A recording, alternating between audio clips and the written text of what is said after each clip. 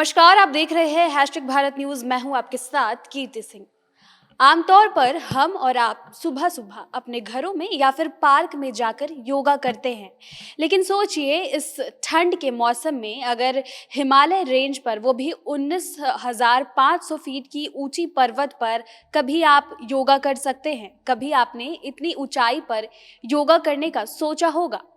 लेकिन इसे कर दिखाया है रांची की ही रहने वाली संतोषी कुमारी ने। इन्होंने हिमालय रेंज के केदारकंठा पहाड़ी पर जाकर, वहाँ 19,500 फीट ऊंची पर्वत पर जाकर इन्होंने योगा किया। और इस ठंड में आप समझ सकते हैं कि जहाँ लोग घर पर कपकपाते हुए घरों में रहते हैं, वैसे में इन्होंने इतनी ठंड में पर्वत पर जा कर के योगा किया है। इनसे ही जानते हैं कि आखिर कहाँ से प्रेरणा मिली वहाँ योगा करने की। इसके साथ ही साथ बता दें कि संतोषी जो है अभी रांची यूनिवर्सिटी के स्कूल ऑफ योगा में टीचर है। ये यहाँ पर लोगों को सिखाती है योगा करने के लिए। इनसे ही जानते हैं आपको कहाँ से प्रेरणा मिली। सबसे पहले तो बहुत बहुत बधाई, आप इतने ऊपर तक गई। आप पूरे भारत की ऐसी पहली महिला बन चुकी है जिन्होंने योगा किया है इतनी ऊंचाई से। धन्यवाद। और सबसे पहले तो नववर्ष की हार्दिक शुभकामनाएं सभी को। मुझे ये प्रेरणा अपने पिताजी से मिला है, क्योंकि पिताजी हमेशा से प्रेरित करते रहे हैं कि आप कुछ यूनिक चीज़ें करें। और मैं चूँकि योग से जुड़ी हुई हूँ और अलग अलग जगहों पे जाके योग करना मुझे पसंद है, तो दिन जैसे मैंने बस एक प्रेरणा के लिए, खुद मोटिवेशन, सेल्फ मोटिवेशन के लिए मैंने सोचा कि लोग आमतौर पर जनरली जाकर सिर्फ झंडा अपने राष्ट्रीय ध्वज को फहराते हैं। तो मैंने सोचा कि मुझे ये क्रिएटिविटी आई कि मैं वहाँ पे योगासन करूँ। और सूर्य नमस्कार मैंने 11 राउंड किया वहाँ पे, ध्वजासन किया वहाँ पर, नटराज आसन किया वहाँ पर, और कुछ प्राणायाम किए जो मुझे ऊंचाइयों में रहने के लिए मदद कर रहे थे, जैसे कपालभाति प्राणायाम किया, अनुलोम विलोम प्राणायाम किया।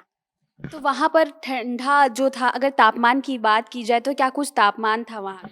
जी, वहाँ पर रात में तो जब मैंने चढ़ना शुरू किया था रात में 12 बजे, तो उस समय -14 था। लेकिन जैसे जैसे मॉर्निंग हो रहा था, सूरज जैसे निकल रहे थे, तो -19 डिग्री वहाँ पे तापमान थी। कब आपने चढ़ाई शुरू की थी? जब आप वहाँ पर गए थे कैंपेनिंग के लिए, कब शुरुआत की और कितना दिन का समय लगा था? जी, वहाँ मैंने 25 दिसंबर को चढ़ाई करना शुरू किया था। सांकरी एक जगह है, मूरी एक प्लेस है जो 12,050 फीट की दूरी पर है।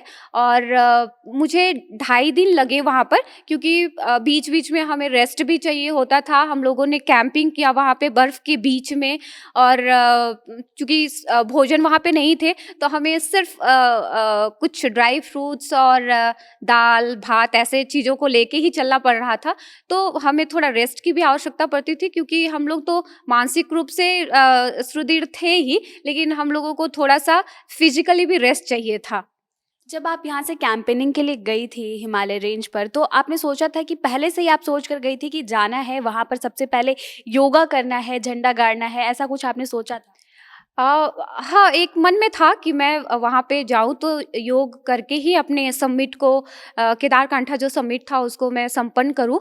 क्योंकि योग मैं 2008 से सीख रही हूँ, तो उसे एक नई मुकाम तक देने के लिए लोग जनरली सोचते हैं कि योग हम लोग घर पे बैठ के कर रहे हैं, या सामान्य तापमान में कर रहे हैं, अपने अनुकूलित वातावरण में कर रहे हैं। लेकिन एक अच्छा अनुभव मुझे वहाँ पे मिला कि योग आप अगर कर रहे हैं तो आप मानसिक रूप से तो सुदृढ़ होते ही है, शारीरिक रूप से भी, क्योंकि -90 डिग्री में अपने आप को सर्वाइव करना बहुत मुश्किल होता है। और उस समय मैंने पाया कि मैं बिल्कुल सक्षम थी बहुत अच्छे से। आप मेरे वीडियोस देखेंगे तो पता चलेगा कि मैंने सारे पोस्चर बहुत करेक्ट किए हैं। तो मुझे लग रहा था कि मे बी कि अगर और ज़्यादा भी टेम्परेचर कम रहता तो शायद मैं कर पाती। योगा करने के लिए एक तो अपनी मानसिकता जो है उसे अनुकूल रखना चाहिए, और योगा के लिए क्या कुछ करना चाहिए और क्या कुछ उसके फायदे होते हैं? योग अभी इतना ज़्यादा पूरा वर्ल्ड वाइड है और ये हमारी भारतीय संस्कृति है, पूरे विश्व में अपना परचम लहरा रही है। और कहीं ना कहीं हम लोग का जो सांस्कृतिक जो देन है वो कहीं ना कहीं एडप्टेशन, जो जैसे हम लोगों ने देखा है हमारी संस्कृति में, हम लोग ने देखा है कि एडप्टेशन, अगर बिल्ली को या कोई जानवर को ठंड लग रही है तो वो अपने बॉडी को सिकुड़ लेता है, और जनरली हम लोग भी वही करते हैं अपने बॉडी के टेम्परेचर को अनुकूलित करने के लिए। तो ये जो हमारा नेचर से ही आया है, और ये नेचर में ही है हमारा योग, हमारी संस्कृति, हमारे खून में है योग, जो काफ़ी हमें अपने आप को आगे तक लेकर जाने का और हर एक फील्ड में अपने आप को क्रिएटिविटी निखारने का मौका देता है। संतोषी जी, आपने सोचा था कि आप सिर्फ जारी, जैसे बाकी लोग भी कैंपेनिंग के लिए जाते हैं, कई लोगों की इच्छा होती है कि घूमने जाए, कुछ नया एडवेंचरस करे, लेकिन अब वहाँ से वापस आने के बाद आपको एक अलग पहचान मिल रही है, नाम हो रहा है आपका, सोशल मीडिया पर काफ़ी वायरल हो रहे हैं मेम्स के द्वारा या किसी किसी अलग प्लेटफॉर्म्स पर। तो आपको अब कैसा लग रहा है कि मतलब आपने सोचा था कि ऐसी मुकाम हासिल होगी? नहीं, नहीं, बिल्कुल नहीं, क्योंकि योग आजकल सभी लोग जानने लगे हैं, और योग कहीं पे भी करना आजकल लोग इसको प्रदर्शन का एक ज़रिया बना लिए हैं। लेकिन कहीं अपने आप को एक नया मुकाम तक लेकर जाने का, अपने लक्ष्य तक पहुँचने का एक ज़रिया बनता जा रहा है। आज युवाएँ बहुत ज़्यादा मात्रा में योग को अपनाने लगे हैं, एज़ अ करियर भी अपनाने लगे हैं, लोग विदेशों में जाकर योग सिखा रहे हैं। तो मैं सिर्फ़ इतना कहना चाहूँगी कि अगर मोटिवेशन के लिए भी योग को ले रहे हैं, किसी भी प्रकार से अगर योग को ले रहे हैं लोग, योग से जुड़ पा रहे हैं और अपने आप को किसी भी तरीके से, चाहे वो स्पिरिचुअली या इमोशनली, फिज़िकली या मेंटली, अगर वो स्वस्थ रह पा रहे हैं, तो इट्स गुड। हमारे लिए योग जो है, जैसे मैं अगर वहाँ पे की और किसी को मैं मोटिवेट कर पा रही हूँ कि हाँ, अब योग कर सकते हैं लोग, अगर वो जाके पहाड़ों के बीच में करके आई है, और तो हमें घर पे भी कम से कम बैठ के करना चाहिए। इससे क्या होगा, आप तो रोग से दूर रहेंगे, निरोग रहेंगे, और आप ऐसे बहुत सारी बीमारियों से अपने आप को बचा पाएंगे। जी, बिल्कुल। आप यहाँ पर रांची यूनिवर्सिटी में स्कूल ऑफ योगा में क्लासेस दे रही हैं, कब से आप यहाँ पर प्रशिक्षण देती हैं बच्चों को, और फिर किस तरीके से यहाँ का माहौल रहता है? यहाँ का यदि आप यहाँ पे देख पाएंगे, यहाँ पे हम थ्योरी और प्रैक्टिकल दोनों तरह के क्लासेस देते हैं बच्चों को। यहाँ पे 3 कोर्सेज चल रहे हैं, masters in yogic science, BSc in yogic science और डिप्लोमा इन योगिक साइंस। तो बच्चे हर एक तरीके का सब्जेक्ट पढ़ रहे हैं यहाँ पे, एनाटॉमी फिजियोलॉजी पढ़ रहे हैं, साइकोलॉजी पढ़ रहे हैं, फिलोसॉफी पढ़ रहे हैं, बहुत सारे ग्रंथ हैं, घेरन संहिता, हठयोग प्रदीपिका, सिद्ध सिद्धांत पद्धति, तो ऐसे बहुत सारे ग्रंथ, जिससे जैसे श्रीमद् भगवत गीता जो हमें जीने की कला सिखाती है। तो ऐसे ग्रंथों का यहाँ पे प्रतिदिन मंत्रों का उच्चारण हो रहा है, बच्चे आसन, प्राणायाम, मुद्रा बंद सीख रहे हैं, जिससे अपने आप को तो वो स्वस्थ रख ही पा रहे हैं, साथ में अपने आसपास के लोगों को भी स्वस्थ रख पा रहे हैं। तो ये हमारे योग विभाग का एक बहुत बड़ा कदम है।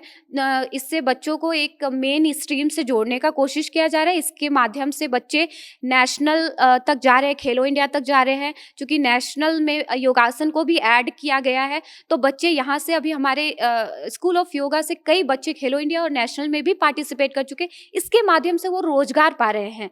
तो ये हमारे एक मेन स्ट्रीम से बच्चों को जोड़ने का मेन काम कर रही है।